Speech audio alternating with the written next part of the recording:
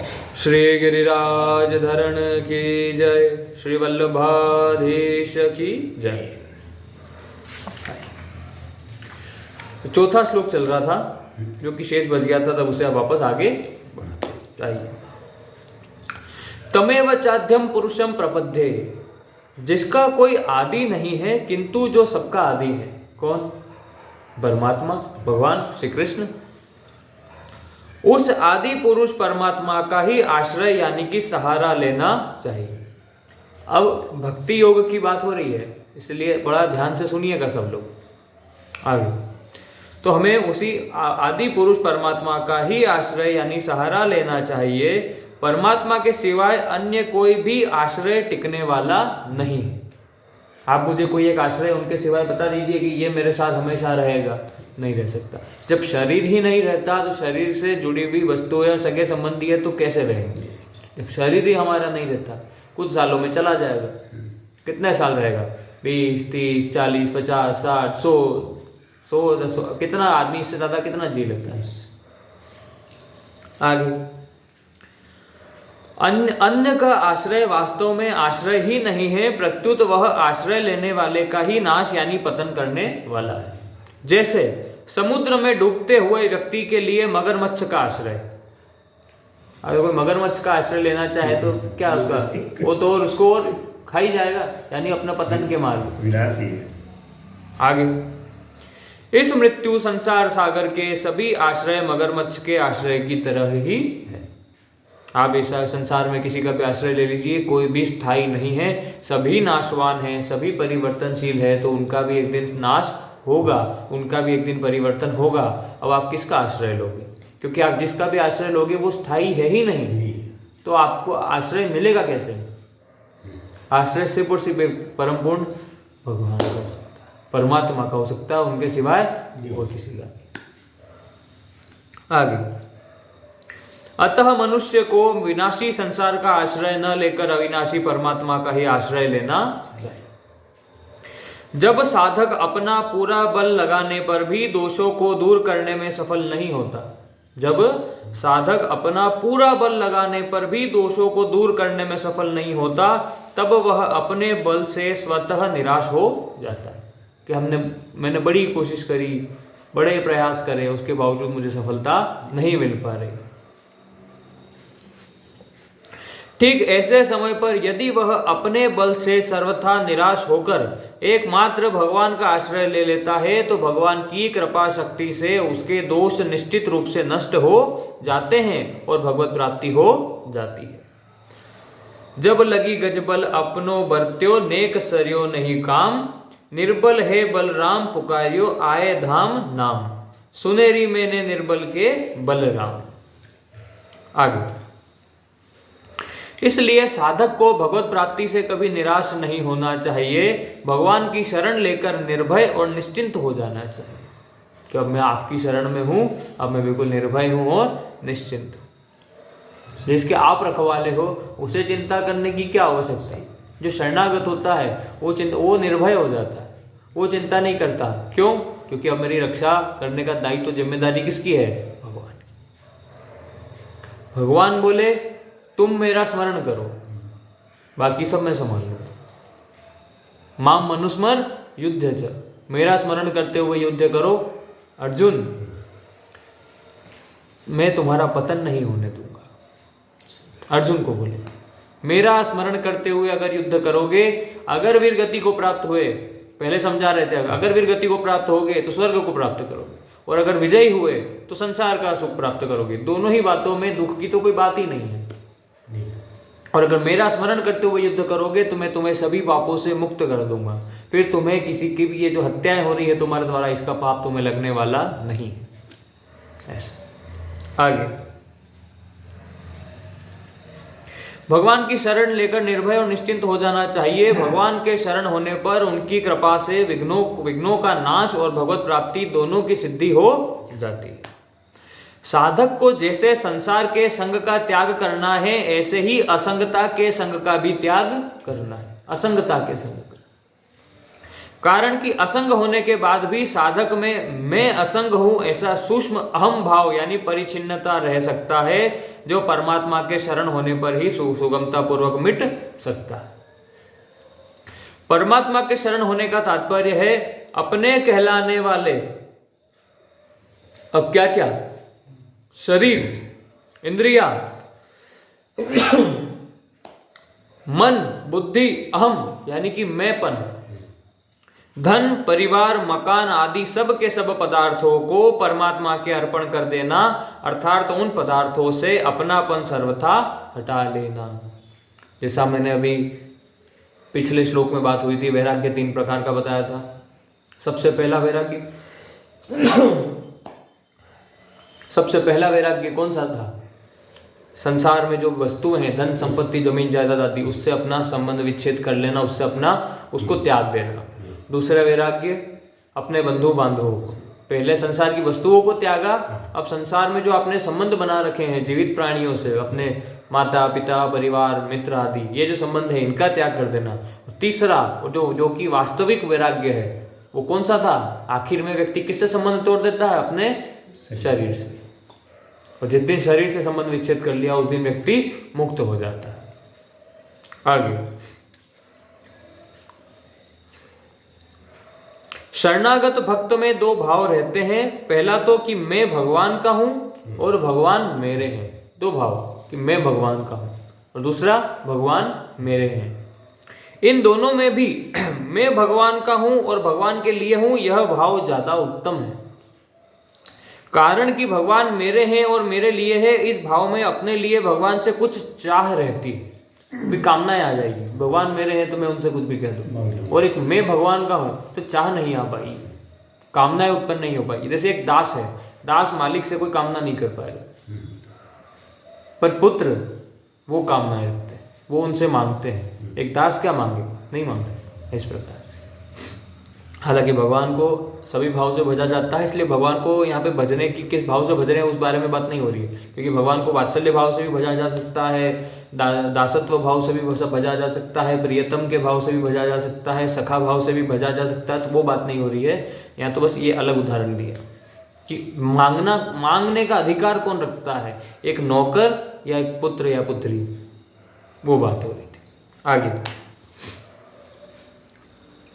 इस भाव में अपने लिए भगवान से कुछ चाह रहती है, अतः साधक भगवान से अपनी मनचाही कराना चाहेगा, क्योंकि वो मेरे हैं ना, कि वो मेरे हैं तो अब मैं मेरी मर्जी से करवाऊं, ऐसा।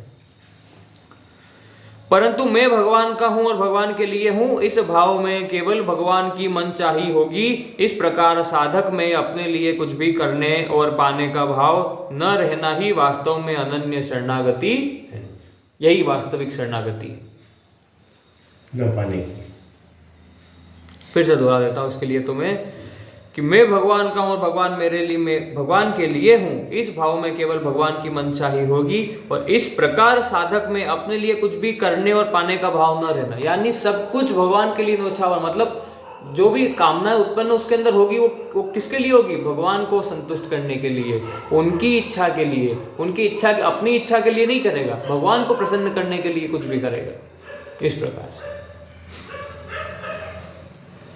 इस प्रकार साधक में अपने लिए उसमें कोई पाने का भाव न रहना ही वास्तव में अनन्य शरणागति है। इस अनन्य शरणागति से उसका भगवान के प्रति वह अनिर्वचनीय और अलौकिक प्रेम जागृत हो जाता है, जो क्षति, पूर्ति और निवृत्ति से रहित है, जिसमें अपने प्रिय के मिलने पर भी तृप्ति नहीं होती और वियोग में भी अभाव नहीं होता, जो प्रतिक्षण बढ़ता रहता है, जिसमें असीम अपार आनंद है, जिससे आनंद दाता भगवान को भी आनंद मिलता है। तत्व ज्ञान होने के बाद जो प्रेम प्राप्त होता है वही प्रेम अनन्य शरणागति से भी प्राप्त हो जाता है। जो व्यक्ति भगवान की अनन्य शरणागति करता है उसकी भी वही गति होती है, मतलब उससे भी वही ज्ञान और वही आनंद प्राप्त होता है जैसे तत्व बोध हो जाए। आगे, एव पद का तात्पर्य है कि दूसरे सब आश्रयों का त्याग करके एकमात्र भगवान का ही आश्रय ले। यही भाव गीता में मामेव ये प्रपद्यन्ते तमेव शरणम गच्छ मामेकम शरणम रज, हमने सुने हुए हैं, पदों में भी आया है। प्रपद्य कहने का अर्थ है मैं शरण हूं। यहाँ शंका हो सकती है कि भगवान कैसे कहते हैं कि मैं शरण हूं, क्या भगवान भी किसी के शरण होते हैं?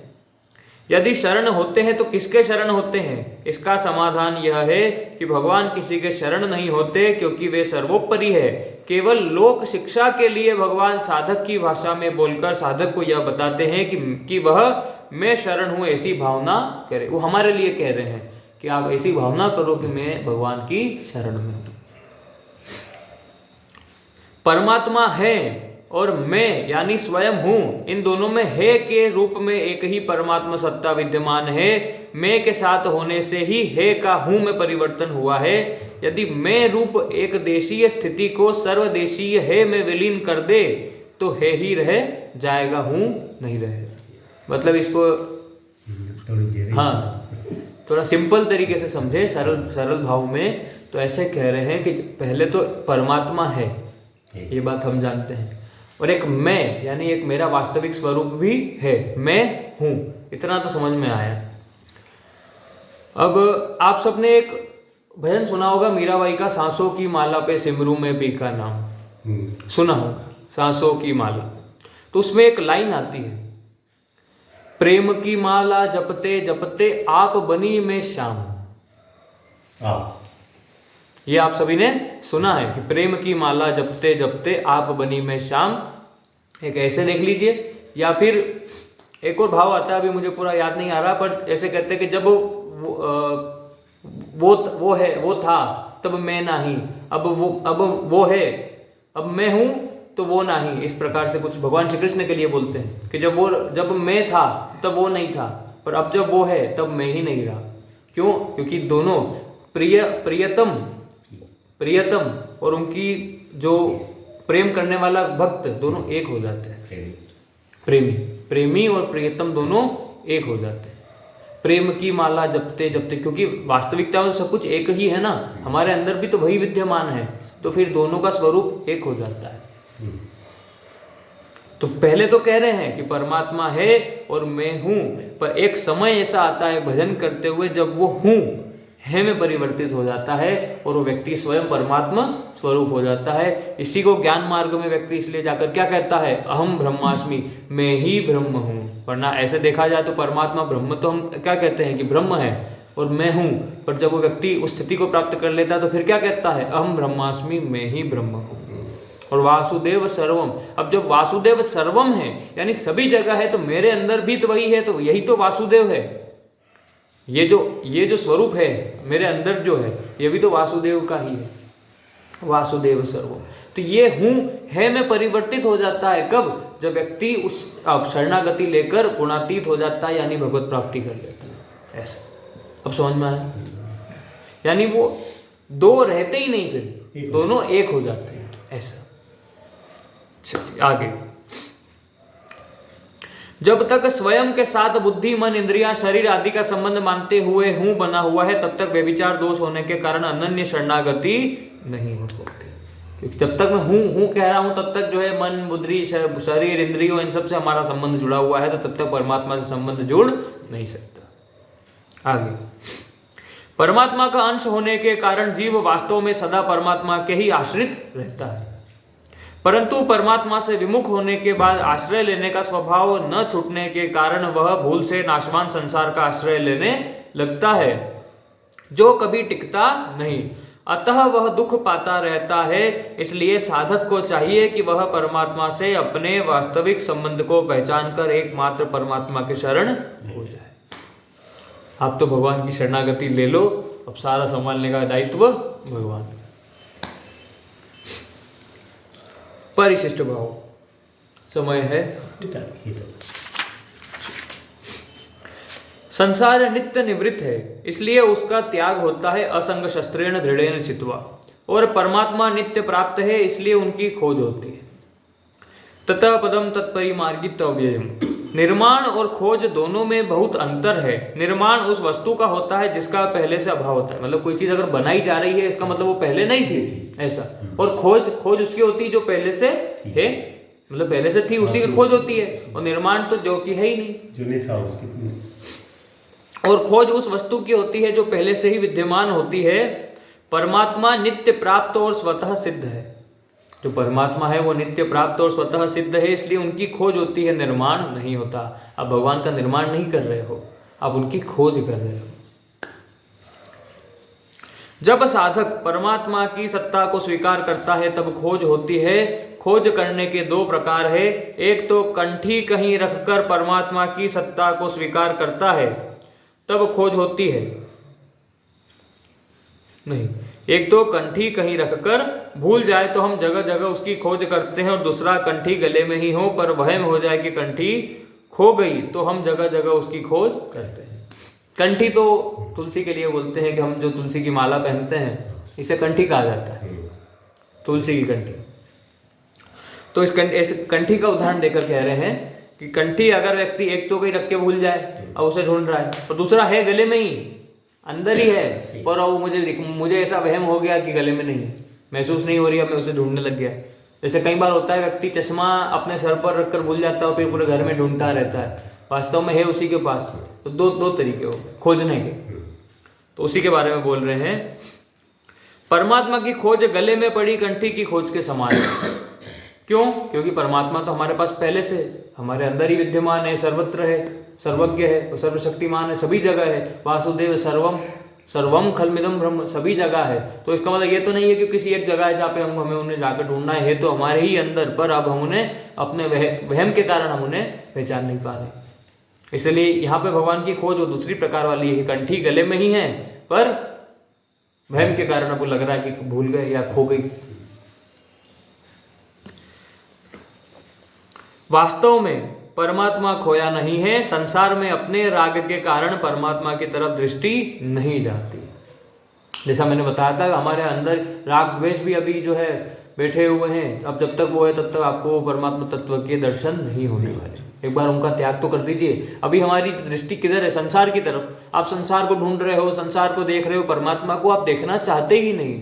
जिस दिन वो उत्कट लालसा आपके अंदर पैदा हो गई कि मुझे परमात्मा उनके दर्शन करने, संसार से मेरा कोई लेना देना नहीं, उस दिन आपको दर्शन हो जाएगा।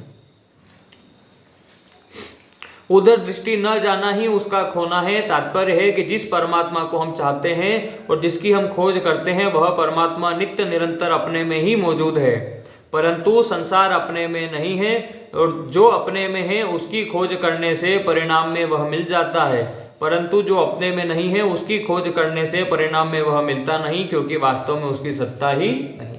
आप जैसे आप संसार ढूंढ रहे हो तो आपके अंदर है ही, परमात्मा को ढूंढना नहीं चाहते वही आपके अंदर विद्यमान है।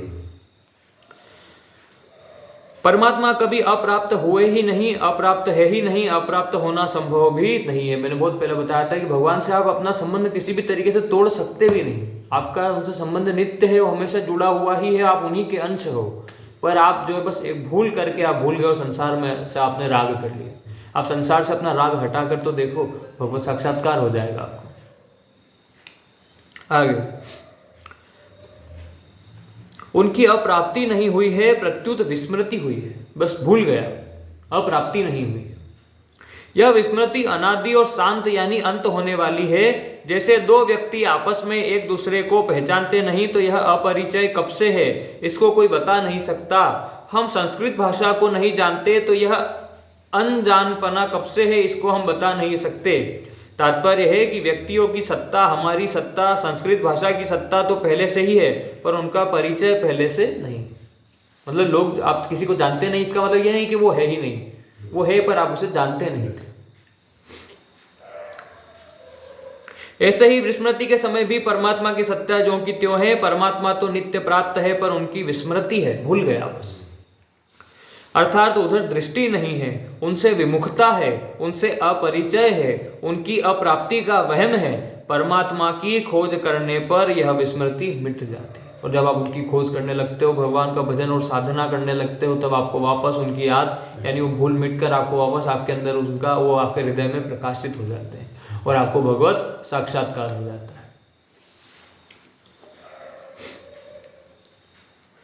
परमात्मा की खोज करने का उपाय है जो मौजूद नहीं है उसको छोड़ते जाना, यानी संसार से अपना संबंध विच्छेद करो।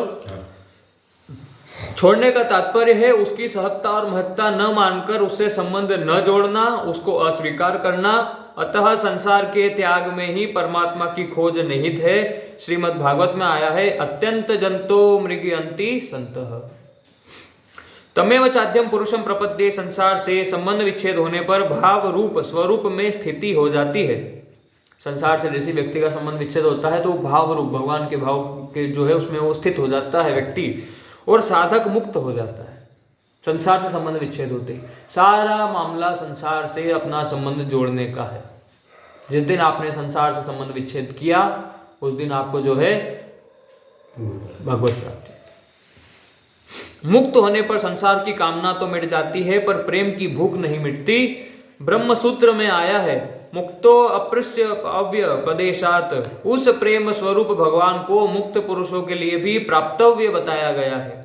तात्पर्य है कि स्वरूप जिसका अंश है उस अंशी यानी परमात्मा के प्रेम की प्राप्ति में ही मानव जीवन की पूर्णता है। स्वरूप में निजानंद यानी अखंड आनंद है और अंशी में परमानंद यानी अनंत आनंद है। जो मुक्ति में नहीं अटकता, उसमें संतोष नहीं करता, उसको प्रतिक्षण वर्धमान प्रेम की प्राप्ति होती है। मद भक्ति लभते पराम। इसलिए भगवान से संसार से संबंध विच्छेद करने अर्थात मुक्त होने के बाद परमात्मा की खोज करके उनकी शरण ग्रहण करने की बात कही गई है।